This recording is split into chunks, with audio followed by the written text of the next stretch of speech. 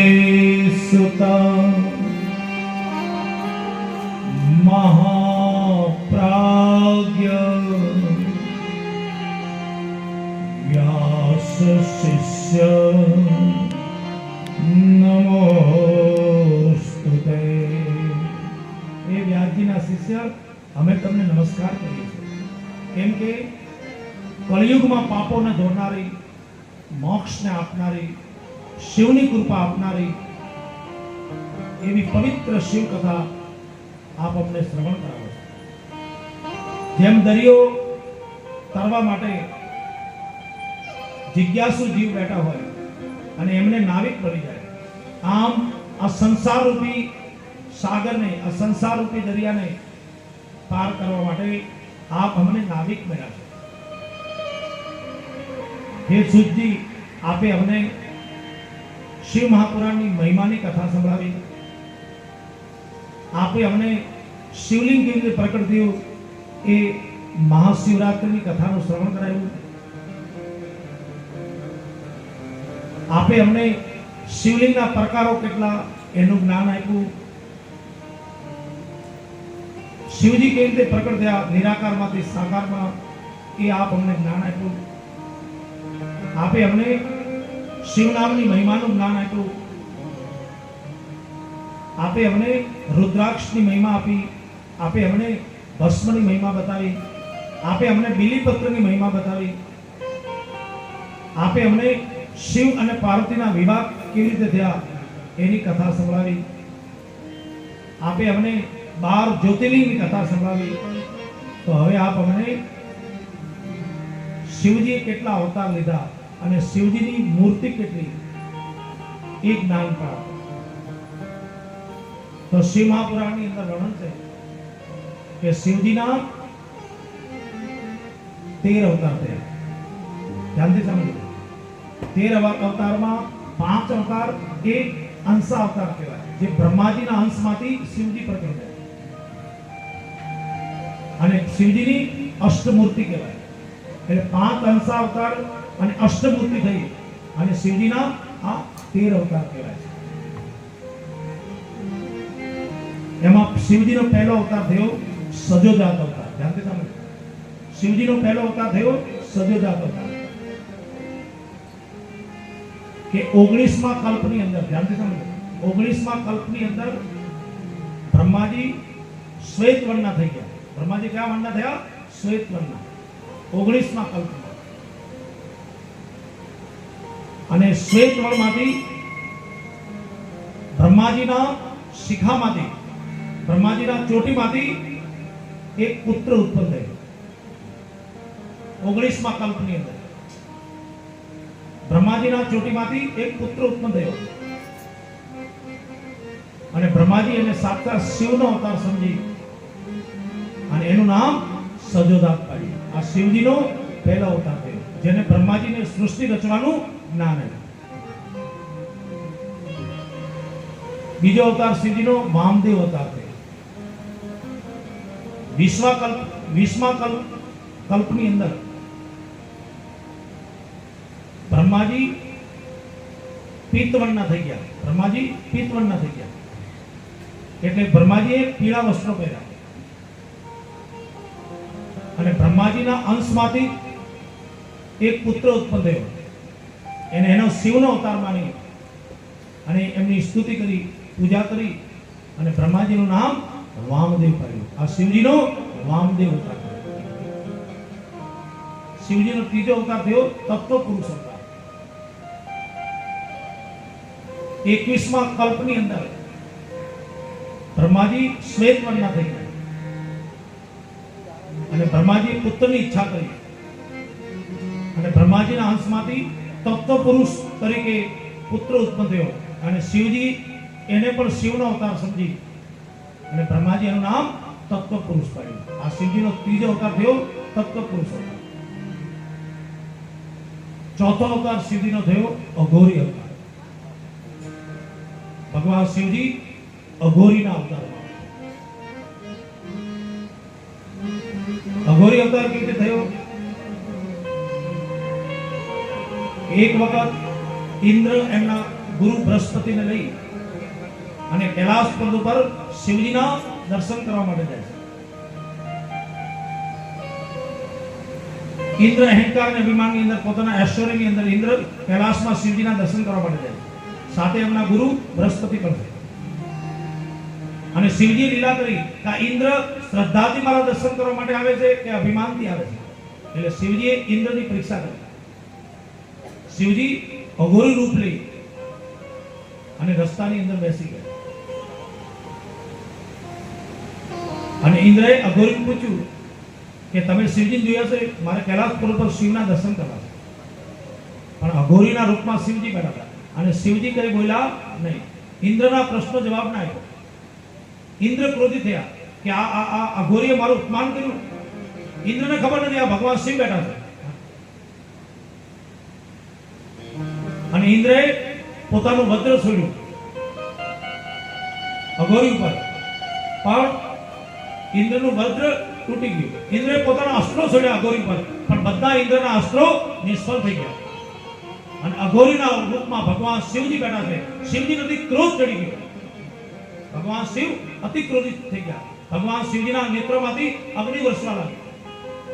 એ જ વખતે ઇન્દ્રના ગુરુ બૃહસ્પતિને ખબર પડી કે આ તો અઘોરીના રૂપમાં ભગવાન મહાદેવ બેઠા છે. એ ઓળખી ગયા અને ચરણમાં પડ્યા.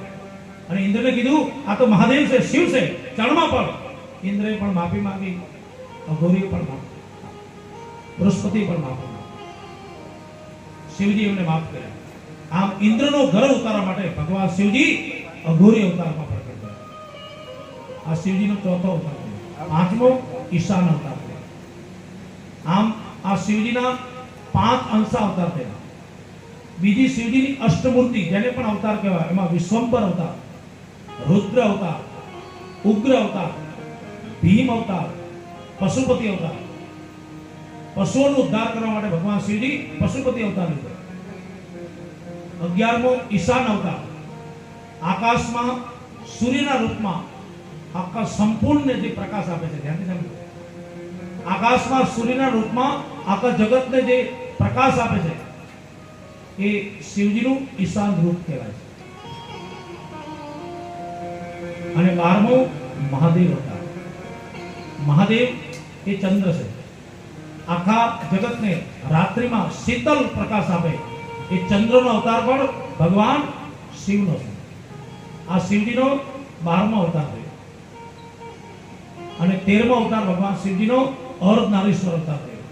આ સૃષ્ટિના સર્જનમાં જ્યારે બ્રહ્માજીને મુશ્કેલી પડી ત્યારે ભગવાન શિવ અને શક્તિના રૂપમાં પ્રગટ થયા. એટલે એનું નામ અર્ધનારીશ્વર પડ્યું. બોલે અર્ધનારીશ્વર મહાદેવ. આમ શિવજીના આ 5 અંશ અવતાર અને અષ્ટમૂર્તિ જેનાથી આખું જગત વ્યાપક છે. બીજા શિવજીના 21 અવતાર પણ થયા. ધ્યાનથી સાંભળ્યું. એમાં શિવજીનો પહેલો અવતાર થયો સરભ અવતાર.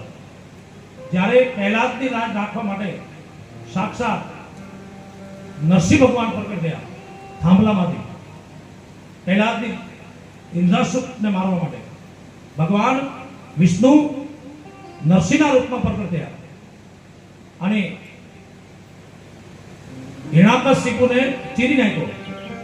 જે હિરણ્યકશિપુ એમ કહેતો હતો હું દિવસે ના મરું, રાતે ના મરું, અસ્ત્રથી ના મરું, શસ્ત્રથી ના મરું, પશુથી ના મરું, પક્ષીથી ના મરું, જીવથી ના મરું, જંતુથી ના મરું, અસુરથી ના મરું, દૈત્યથી ના મરું, માણસથી ના મરું, વાનરથી ના મરું, ઘરમાં ના મરું, બહાર ના મરું, આટલા બધા વરદાન માંગ્યા હિરણ્યકશિપુએ. અને પહેલા ભગવાન વિષ્ણુનો પરમ ભક્ત નારાયણનો અને સામ દામ દંડ ભેદ બધી જ કોશિશ કરી એક ભક્તને મારવા માટે, પણ ભગવાનના ભક્તને આ જગતમાં ના તો કોઈ જીતી શકે અને ભગવાનના ભક્તને આ જગતમાં કોઈ મારી ના શકે. જીતી ન જાય પ્રભુજન જાય. અને હિરણ્યકશિપુ પહેલાદને કહે પહેલા ક્યાં છે તારો નારાયણ, ક્યાં છે તારો વિષ્ણુ? તો કે મારો વિષ્ણુ તો અત્ર છે, તત્ર છે, સવત્ર છે, જળમાં છે, ચેતનમાં છે, હરિ વ્યાપક સવત્ર સમાના પ્રેમ તે પ્રકટ હોય ન જાણે. મારો ભગવાન તો દરેક જગ્યા ઉપર છે. તો કે આ થાંભલામાં તારો ભગવાન છે? તો કે આ લોખંડના થાંભલામાં મારો ભગવાન છે. અને થાંભલો ગરમ કર્યો, ધગધગતો લાલ સોળ. અને પહેલા જ કીધું આમાંય તારો ભગવાન છે? તો કે હા. તો કે આ ધગધગતામાંય તારો ભગવાન છે? તો કે જો આના ઉપર કીડી ચાલે છે, આના ઉપર કીડી ચાલે છે. અને થાંભલાને ભેટાયો પહેલા જ નહીં, એ જ વખતે થાંભલો ફાટ્યો અને ભગવાન નરસિંહના રૂપમાં પ્રગટ થયા. બોલે નરસિંહ ભગવાન કી જય. અને ઉબરાની અંદર એને ચીરી નાખ્યો, હિરણ્યકશિપુને ચીરી નાખ્યો. અને નરસિંહ ભગવાન એટલા બધા ક્રોધ થયા, એટલા બધા તોફાને ચડ્યા કે કોઈ પણ રીતે શાંત થતા નથી. ત્યારે બધા દેવતાઓ કૈલાસ પર્વત પર ભગવાન શિવજી પાસે ગયા અને શિવજીને કીધું, નરસિંહ ભગવાન એટલું બધું તોફાન કરે છે, એટલો ઉત્પાત મચાવે છે કે કોઈ પણ રીતે શાંત થતા નથી. જે કાર્ય કરવા માટે એમને અવતાર લીધો હતો, હિરણ્યાક્ષને મારવા માટે, એ તો એને મારી દીધો. હવે આપ નરસિંહ ભગવાનને શાંત કરો. વીરભદ્રને મોકલ્યો, વીરભદ્રનું કયું પણ ના માન્યું. નંદીને મોકલ્યો, નંદીનું કયું પણ ના માન્યું. અને ત્યારે સાક્ષાત ભગવાન શિવ આવ્યા અને શિવજીએ સર્વ અવતાર લીધો. તીર્થના રૂપમાં ભગવાન શિવજી પ્રગટ થયા અને નરસિંહ ભગવાનને પોતાના ભુજામાં દબાવી અને કૈલાસ પર લઈ ગયા. અને નરસિંહ ભગવાનની અંદર જે તત્વ હતું એ વિષ્ણુ ભગવાને ખેંચી લીધું. આમ વિષ્ણુ ભગવાનના માટે ભગવાન શિવજીએ સર્વ અવતાર લીધો. બોલે સર્વ ભગવાન કી જય. શિવજીનો બીજો અવતાર થયો ગૃહપતિ અવતાર. જાણતી સમજો, શિવજીનો બીજો અવતાર થયો ગૃહપતિ અવતાર. નર્મદા નદીના કિનારે એક નર્મદપુર નામનું ગામ હતું. નર્મદા નદીના કિનારે એક નર્મદપુર નામનું ગામ હતું. ત્યાં વિશ્વાસર નામના એક મુનિ રહેતા હતા, જે શિવના પરમ ભક્ત હતા. અને એમણે શિવને પ્રસન્ન કરવા માટે હજારો સુધી તપ કર્યું. એમની પત્નીએ ખૂબ સેવા કરી અને હજારો વર્ષના તપમાંથી વિશ્વાસર મુનિ જાગ્યા અને પત્નીની સેવા જોઈ અને વિશ્વાસર મુનિ કહે, દેવી તમે મારી બહુ સેવા કરી, એટલે વરદાન માંગો.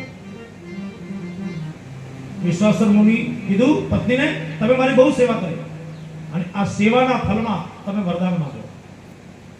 અને ઋષિ પત્ની કીધું, મને શિવજી જેવો પુત્ર જોઈએ, મને શિવ પતિના રૂપમાં, શિવ મને પુત્રના રૂપમાં જોઈએ. અને પત્નીની સેવાથી ખુશ થઈ અને વિશ્વાસર મુનિ કાશી ગયા. કાશી જઈ એમને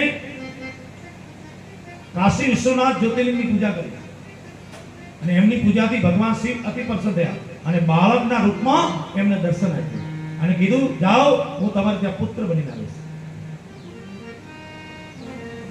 અને ભગવાને એમને વચન આપ્યું અને ભગવાન એમને ત્યાં શિવજી પુત્ર રૂપમાં પ્રગટ થયા. એક વખત નારદ મુનિ આવ્યા અને વિશ્વ મુનિના બાળકને જોઈને કહે, આ તમારું બાળક 12 વર્ષનું થશે ને ત્યારે કાં તો જલતી એની મૂર્તિ થશે અને કાં વીજળીથી એની મૂર્તિ થશે. ઋષિ પત્ની રડવા લાગ્યા. મહાદેવની કૃપાથી મહાદેવ જેવો દીકરો થયો અને પાણીથી કાં વીજળીથી એની મૂર્તિ થશે. ત્યારે દીકરાએ કીધું, આપ રડો નહીં, એનો ઉપાય ભગવાન શિવ કરશે. અને બાળક ગયું કાશી અને કાશી જઈ અને એને કાશી વિશ્વનાથ જ્યોતિર્લિંગની પૂજા કરી. બહુ સરસ બેઠી અને કાશી વિશ્વનાથની જ્યોતિર્લિંગની એને પૂજા કરી અને એની પૂજાથી ઇન્દ્ર પ્રગટ થયા અને ઇન્દ્રે કીધું, માંગો શું વરદાન આપો. ત્યારે બાળકે કીધું, હું શિવજી વગર કોઈની જોડે કઈ માંગતો જ નથી, હું તો ભોળાનાથ પાસે જ માંગુ છું, હું શિવનો પરમ ભક્ત છું. આને કહેવાય અચલ ભક્તિ. શિવ વગર હું કોઈની જોડે માંગતો જ નથી, મેં શિવ કા ભક્ત છું. અને ઇન્દ્ર ક્રોધિત થયા અને બાળક ઉપર વજ્રનો પ્રહાર કર્યો અને બાળક બેહોશ થઈ ગયું. એ જ વખતે ત્યાં દેવોના દેવ મહાદેવ પ્રકટ થઈ ગયા અને બાળકને સજીવન કર્યું. અને શિવજી કહે બાળકને, તારે કોઈથી ગભરાવાનું નહીં, મેં જ ઇન્દ્રને તારી નિષ્ઠા ભક્તિ જોવા માટે મેં જ ઇન્દ્રને મોકલ્યો હતો, પણ તું મારી ભક્તિમાં પાસ થયો, તને હું અજર અમરનું વરદાન આપું અને મારી ભક્તિ કરતા કરતા અંતમાં તને મોક્ષ મળી જશે. આમ ભગવાન શિવજી યજ્ઞેશ્વર, ભગવાન શિવજી ગુરુપતિના રૂપમાં એમને ત્યાં પ્રગટ થયા. આ શિવજીનો બીજો અવતાર. ત્રીજો અવતાર યજ્ઞેશ્વર અવતાર. યજ્ઞેશ્વર અવતાર શિવજીએ સમુદ્ર માર્ગ માટે લીધો. યજ્ઞેશ્વર અવતારને નીલકંઠ અવતાર પણ કહેવાય છે, ચંદ્રશેખર અવતાર પણ કહેવાય છે. શિવજી જગતના કલ્યાણ માટે ઝેર પીધું એટલે નીલકંઠેશ્વર કહેવાય. સમુદ્ર મંથન વખતે રાહુના ભયથી ભાગ્યો અને શિવજીએ ચંદ્રને લઈ પોતાના મસ્તક પર ધારણ કર્યો એટલે શિવજી નામ ચંદ્રશેખર પડ્યું. તો આ યજ્ઞેશ્વર અવતાર, નીલકંઠ અવતાર અને ચંદ્રશેખર અવતાર, આ ત્રણેય અવતાર એક જ કહેવાય. શિવજીનો ચોથો અવતાર થયો યતિનાથ અવતાર. યતિનાથ અવતાર કે આહુક અને આહુકા નામના બે ભીલ દંપતી હતા અને જંગલમાં ઝૂંપડી બનાવી હતા. જંગલમાં ઝૂંપડી બનાવી હતા. આહુક અને આહુકા નામ ભીલ દંપતી, પણ બંને પતિ પત્ની શિવના પરમ ભક્ત અને એના આંગણે કોઈ પણ આવે તો અતિથિ દેવો ધર્મ એ નિભાવતા હતા. અતિથિ માટે પ્રાણ આપી દેવા એ એમનો ધર્મ હતો. એક વખત ભગવાન શિવજી એમની પરીક્ષા કરવા માટે ગયા. શું બની? યતિ બની, મહેમાન બની ગયા, બ્રાહ્મણ બની, અતિથિ બની ગયા. બંને ભીલ દંપતીએ બ્રાહ્મણના રૂપમાં ભગવાન શિવજીની પૂજા કરી, ભોજન કરાવ્યું અને સાંજે શિવજી એમને ત્યાં રાત રોકાવાની ઈચ્છા વ્યક્ત કરી કે જંગલ બહુ છે, હિંસક પ્રાણીઓ છે, આજે મારે તમારે ત્યાં રોકાવું છે. અને શિવજીએ જોયું તો ભીલના ઘરમાં ખાલી 2 માણસ સૂઈ શકે એટલી જગ્યા છે, એટલી નાની ઝૂંપડી છે. અને બંને પતિ પત્ની વિચાર કર્યો કે આ તો મહેમાન કહેવાય અને મહેમાનને બહાર સુવડાવાય નહીં, કેમ કે આ તો જંગલનો વિસ્તાર છે. રાત્રે કોઈ હિંસક પશુ પક્ષી મારી નાખે તો. એટલે બંને પતિ પત્ની વિચાર કર્યો કે ભીલને કીધું હું અંદર સૂઈ જાઉં અને ભીલને કીધું તમે બહાર સૂઈ જાઓ અને મહેમાનને ઘરમાં સુવડાવો. અને મહેમાનના રૂપમાં ભગવાન શિવજી અને પેલા ભીલની ઝૂંપડીની અંદર સૂતા અને પેલો ભીલ છે ને એ બહાર સૂતો. સવાર થયું અને ઝૂંપડીના દરવાજા ખોલ્યા તો પેલા ભીલને હિંસક પશુએ મારી નાખ્યો. શિવજી કહે હું તમારા આંગણે ક્યાં આવ્યો કે તમારા પતિ મરી ગયા. ભીલની કહે હવે હું મારા પતિ સાથે સતી થઈ ગઈ છું. અમે તો શિવના ભક્ત છે અને મહેમાન માટે મરી જવું એ તો અમારું ધર્મ છે.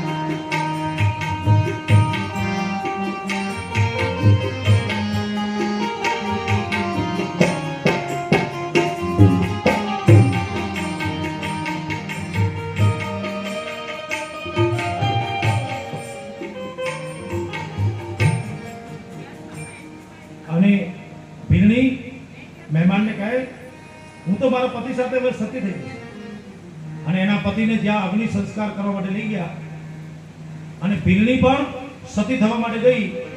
એ જ વખતે મહેમાનના રૂપમાં ભગવાન શિવજી હતા અને શિવજી એમની ભક્તિ જોઈ અને કર્તવ્ય નિષ્ઠા જોઈ અને ભગવાન શિવ ત્યાં પ્રકટ થઈ ગયા. શિવજી ત્યાં પ્રકટ થઈ ગયા અને કહે ધન્ય છે તમને અતિથિ દેવો ભવ, ખરેખર તમે આ ધર્મનું પાલન કર્યું.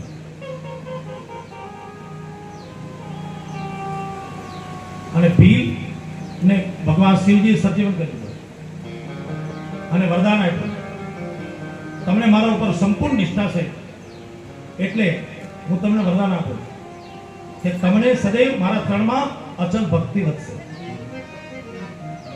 અને ભીલ અને ભીલની વરદાન આપ્યું, ધ્યાનથી સાંભળ્યું. શું વરદાન આપ્યું શિવજીએ? આવતા જન્મમાં તમે બંને ભીલ ને ભીલણી રાજા અને રાણી હશો અને તમારું નામ હશે નલ અને દંપતી. આ નલ દંપતી કોણ? આ ભીલ અને ભીલણી, જેને ભગવાન શિવની પરમ ભક્તિ કરી અને અતિથિ દેવો ધર્મ નિભાવ્યું અને એમના ધર્મથી ભગવાન શિવજી બીજા જન્મની અંદર એને રાજા અને રાણી બનાવી દીધા. એટલે આપણા આંગણે કોઈ આવે ને સંત સાધુ બ્રાહ્મણ તો મોડું ના બગાડે. એટલે કવિ કાગ લખે છે. શું લખે છે? એ જી તારા આંગણિયા એ પૂછીને જે કોઈ આવે રે આવકારો મીઠો આપને રે હો. હે જી તારું આંગણિયું એ પૂછીને જે કોઈ આવે આવકારો મીઠો આપને કેમ તમે આયા છો આવું નવ કહેજે રે. કેમ તમે આયા છો આવું ન કહેજે રે. એ જી એને ધીમે રે ધીમે તું બોલવા દેજે રે આવકારો મીઠો આપને હો. ધીરે ધીરે ધીરે તું બોલવાન દેજે રે આવકારો મીઠો આપજે હો આપજે.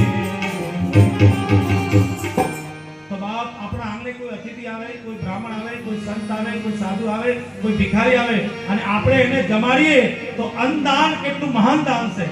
જાણતી સમજો. અન્નદાન તમને આ જન્મમાં પણ સુખ આપે અને આવતા જન્મમાં પણ સુખ.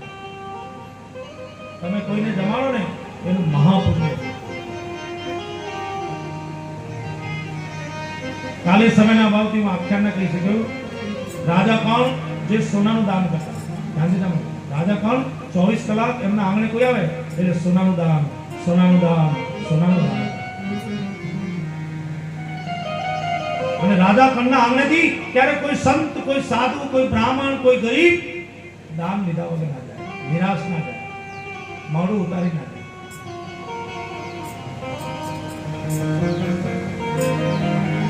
અને રાજા કણની કીર્તિ ત્રણે લોકમાં થવા લાગે. રાજા કણ જેવો કોઈ દાનેશ્વર નથી. અને જ્યારે તમારી બહુ કીર્તિ વધે ને ત્યારે ભગવાન તમારી પરીક્ષા કરે. ધ્યાનથી સાંભળો. તમે બહુ દાન કરો, બહુ પુણ્ય કરો, બહુ સત્કર્મ કરો, બહુ ભક્તિ કરો ને ત્યારે ભગવાન તમારી પરીક્ષા કરે. એટલે ભક્તિમાં દુઃખ પડે. તમે પણ આ એક સત્કર્મ આદર્યું કે આપણે વૃદ્ધાશ્રમના લાભાર્થે એક શિવ પુરાણ કથા કરાવીએ. આપણા વ્યારામાં એક વૃદ્ધાશ્રમ બને, એક ચેરિટેબલ ટ્રસ્ટ બને કે જ્યાં નિરાધારને આધાર મળે, ગરીબને આધાર, મા બાપની સેવા થાય. પણ એની અંદર પણ કેટલા વિઘ્નો આવ્યા છે અને હજુ તો ઘણા બધા વિઘ્નો આવવાના છે. સત્કર્મમાં વિઘ્ન ના આવે ને તો એ સત્કર્મ જ ના કહેવાય. સત્કર્મમાં વિઘ્ન આવવું જોઈએ, ભક્તિમાં વિઘ્ન આવવું જોઈએ. ધ્યાનથી સાંભળજો. અને તમને હવે ભગવાન મળવાના છે એ ક્યારે ખબર પડે? તમે ભક્તિ કરો, સત્કર્મ કરો, હા, અને તમને હવે ભગવાન મળવાના છે એ ક્યારે ખબર પડે? જ્યારે તમારા પરિવારનો, તમારા ઘરનો જ કોઈ વ્યક્તિ તમારો વિરોધ કરે ત્યારે સમજો હવે મને શિવ મળવાના છે. આપ મુझे ભોલે નહીં મળવા. મીરાબાઈની ભક્તિમાં કેટલો વિરોધ થયો. નરસિંહ મહેતાનો આખું કુટુંબ ખલાસ થઈ ગયું. પત્ની મરી ગઈ, દીકરો મરી ગયો, દીકરી મરી ગઈ, જમાઈ મરી ગયા, આખું કુટુંબ નરસિંહ મહેતાનો ખલાસ થઈ ગયું. પણ બાપ નરસિંહ મહેતા એ કનૈયાની ભક્તિના છે. નરસિંહ મહેતાએ ગાયું, ભાંગી જંજાળ હવે ભાવે ભજીશું શ્રી ગોપાલ. સારું થયું, હવે મારે કનૈયાની ભક્તિ કરવી છે. મીરાબાઈને કેટલા દુઃખો પડ્યા. મીરાબાઈને રાણાએ ઝેર પીવડાવ્યું, કૃષ્ણએ અમૃત કરી દીધું. મીરાબાઈને બદનામ કર્યા. મીરાબાઈ હાથમાં કરતા લઈ અને કનૈયાની ભક્તિ કરતા. કૃષ્ણ ભક્તિમાં મીરાબાઈ નાચતા. એક વખત મીરાબાઈ 5 વર્ષના હતા. મીરાબાઈ કેટલા વર્ષના છે? 5 વર્ષના. અને મીરાબાઈના માતાજી એમને મેળામાં ફરવા લઈ ગયા. ત્યાં એક ભાઈ મૂર્તિ વેચતા હતા. કનૈયાની મૂર્તિ જોઈ અને મીરા એમના ઉપર મોહિત થઈ ગઈ અને કે માં આ મૂર્તિ મને લઈ દે. 5 વર્ષની મીરાને એની માએ કનૈયાની મૂર્તિ લઈ આપી. અને 5 વર્ષની મીરા જ્યાં જાય ત્યાં કનૈયાની મૂર્તિ એની સાથે હોય. मीरा में कृष्ण साथे प्रेम थी गयो. मैं जो ऐसा जानती प्रीत किए दुख होय नगर निडोरा पीटती प्रीत न करियो कोय. અને 5 વર્ષની મીરા એક વખત એમની માની સાથે કોકના લગ્નમાં ગયા. લગ્નમાં ગયા અને 5 વર્ષની મીરાએ માને પ્રશ્ન કર્યો, માં અહીંયા શું થાય છે? તો કે દીકરી અહીંયા લગ્ન થાય છે. અને 5 વર્ષની મીરાએ એની માને પ્રશ્ન કર્યો કે માં મારા લગ્ન કોની સાથે થશે? અને 5 વર્ષની મીરાનો પ્રશ્ન સાંભળી અને માએ કીધું